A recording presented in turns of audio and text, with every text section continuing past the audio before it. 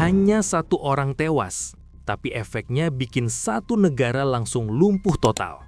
Bandara ditutup, sekolah diliburkan, dan jalanan berubah jadi zona perang yang lebih mirip game GTA Bintang 5. Selamat datang di Meksiko, bosku.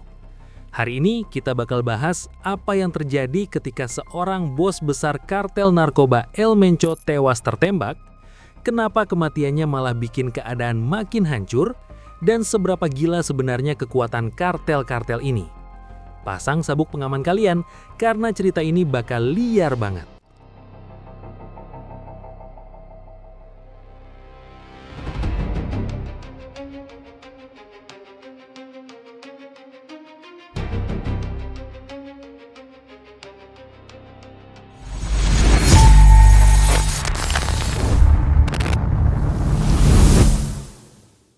In Mexico, the army has confirmed the death of one of the country's most feared drug lords, known as El Mencho, caught and killed in a dawn raid. The government estimates more than 70 people died in the attempt to capture the cartel boss known as El Mencho. Today, authorities... Compañeros que perdieron la vida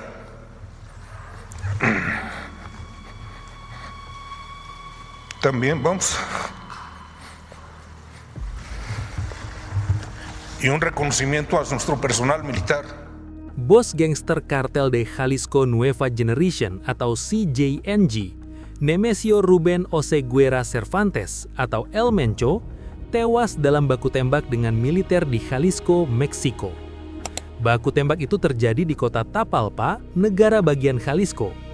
Bayangin skenarionya gini, pasukan khusus militer Meksiko dibantu intel dari Amerika akhirnya berhasil menyergap markas rahasia si bos kartel.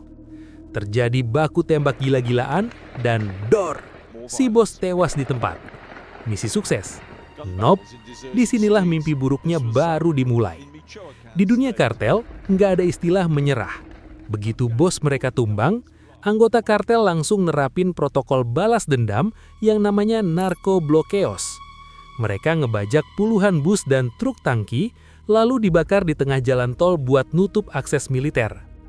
Nggak cuma itu, ratusan prajurit kartel lengkap dengan rompi anti peluru, mobil lapis baja rakitan, dan senapan mesin kelas berat anti pesawat turun ke jalanan kota. Mereka nembakin fasilitas publik, nyandera keluarga polisi, dan bikin kekacauan absolut.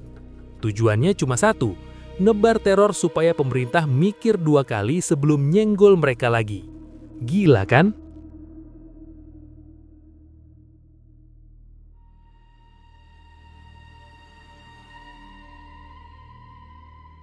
Jadi, El Mencho ini adalah pemimpin kartel narkoba paling ditakuti di Meksiko, sekaligus salah satu buronan paling dicari dunia. Bayangin aja, Amerika sampai buat sayembara bagi siapapun yang bisa tangkap El Mencho, maka akan diberi hadiah sebesar 253 miliar, ditambah lagi 31 miliar dari pemerintah Meksiko. Gila gak tuh? Cuma untuk satu orang aja, Amerika rela keluarin uang segitu gedenya. Terus apa aja sih yang udah dibuat si El Mencho ini sampai bikin negara sekelas Amerika sampai turun tangan? Dengerin ini, selain menjual narkoba kelas kakap, si El Mencho ini pernah nembakin helikopter tentara Meksiko pakai RPG. Terus melakukan serangan spektakuler kepada kepala polisi Meksiko dengan senjata mesin. Dan yang lebih gilanya lagi, dia pernah mengeksekusi wali kota Uruapan di depan keluarganya. Gimana? Udah kayak di film-film action kan? Tapi kalian tahu nggak, akibat dari seluruh kekacaman di Meksiko ini, Piala Dunia bisa terancam nggak jadi nih. Karena salah satu kota tempat berlangsungnya Pildun, yaitu Guadalajara, merupakan basis dari CJNG. Waduh, bisa gatot nih Pildun cuma gara-gara kasus ini.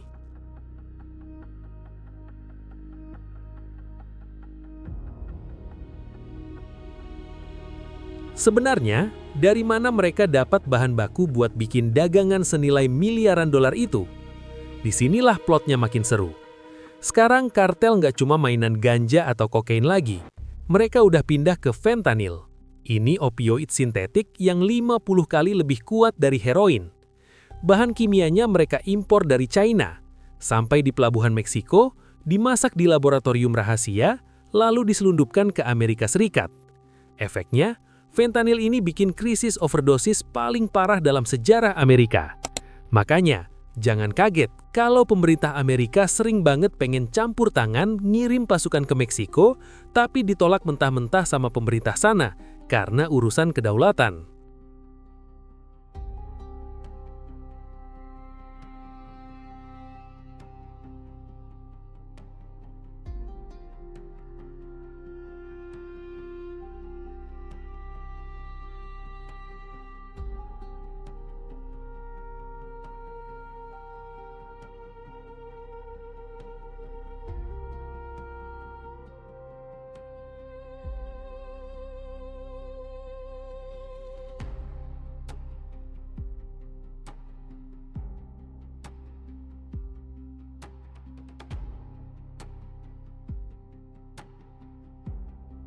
Ada satu hal lagi yang bikin mereka susah banget diberantas, dukungan rakyat.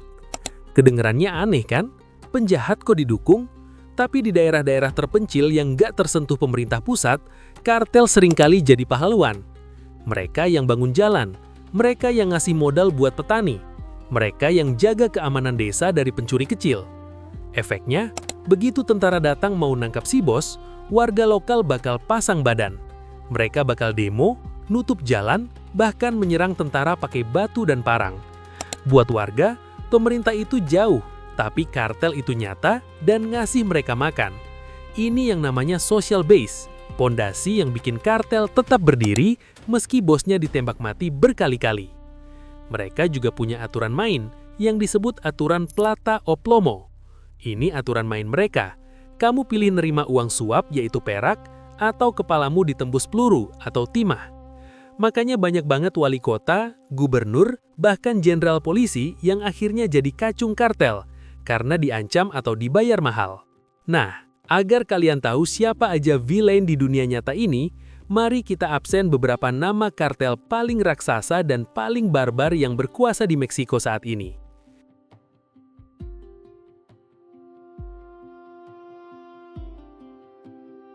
Kartel Sinaloa atau CDS, ini dia bapaknya kartel.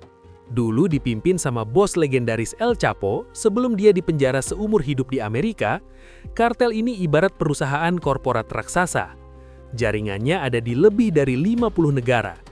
Mereka cenderung lebih rapi mainnya. Tapi kalau diajak perang, mereka punya pasukan yang gak ada habisnya.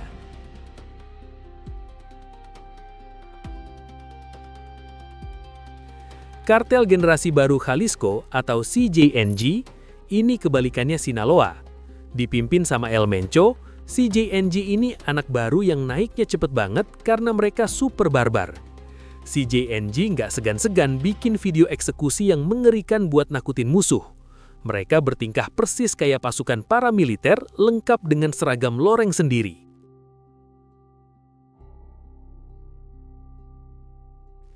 Kartel Golfo, salah satu kartel tertua di Meksiko. Posisinya ada di wilayah timur, dekat border Texas. Dulu kuat banget, tapi sekarang sering pecah kongsi dan berantem sendiri di dalam internalnya. Los Zetas atau Kartel del Noreste, sejarahnya Los Zetas ini unik sekaligus ngeri. Awalnya mereka ini adalah pasukan khusus elit militer Meksiko yang disewa jadi bodyguard kartel Golfo. Mereka malah membelot dan bikin kartel sendiri.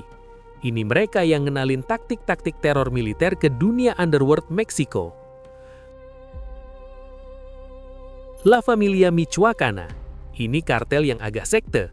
Mereka sering bawa-bawa agama atau kode moral dalam aksinya. Mereka bilang mereka melindungi rakyat, tapi ya tetap aja mainan narkoba dan pemerasan habis-habisan ke pengusaha alpukat di Meksiko. Fakta unik, bisnis alpukat di Meksiko itu saking mahalnya disebut emas hijau dan sering dipalak kartel. Kenapa perang ini nggak kelar-kelar? Karena selama permintaan pasar di luar sana masih tinggi, terutama Amerika dan Eropa, bakal selalu ada orang yang mau jadi raja di Meksiko. Di dunia kartel ada istilah Hydra Effect. Kamu potong satu kepalanya, bakal tumbuh 2 kepala baru yang lebih ganas. Kalau bos besar mati, bawahannya bakal saling bunuh buat berebut tahta kosong itu. Ujung-ujungnya, sipil yang nggak tahu apa-apa yang jadi korban peluru nyasar. Ini bukan cerita film action guys. Ini realita pahit di sebuah negara di mana garis antara penegak hukum dan penjahat udah buram banget. Gimana menurut kalian? Kalau kalian jadi presiden Meksiko, kira-kira solusi apa yang bakal kalian lakuin buat berantas kartel? Tulis opini kalian di kolom komentar ya. Jangan lupa like, share, dan subscribe biar gue makin semangat bikin cerita-cerita dark kayak gini. Stay safe dan sampai jumpa di video berikutnya.